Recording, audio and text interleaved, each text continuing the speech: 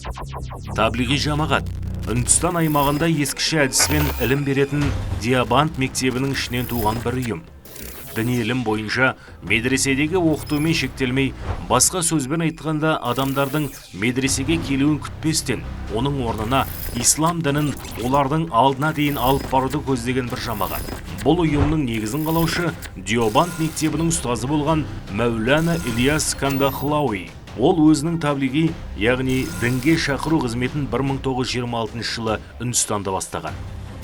Бүгінде таблиғи жамағат ұйымына еліміздегі мұсылман үмбетінің бірлігі мен тұтастығына, халықтың ынтымақтастығына, Қазақстанның әлеуметтік тұрақтылығына нұқсан келтіргендігі үшін тыйым салынған.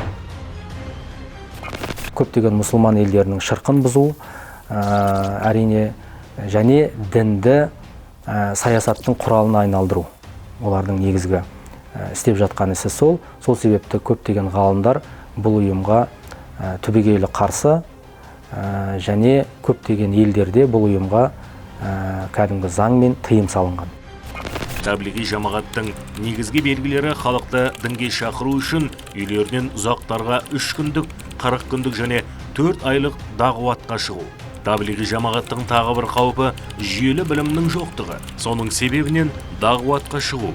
Өздері де адасушылыққа ұрынады, әрі өзгелерді де адастыруға бастайды. Дағуатқа шығушылары отбасын материалдық жағдаймен қамтамасыз етпей кеткендіктен, қаншама шаңырақтар шайқалып, отбасылар ойран болған. Сол үшін де таблиғи жамағат ұйымы елдің құраушы отбасы институтының тұтастығына зиянды. Жалпы Диабант мектебінің ақида ілімінде жүйесіздігінен таблиғи жамағат ұйымының мүшелерінен түрлі террористік ұйымдарға қосылушылар жиі кездеседі.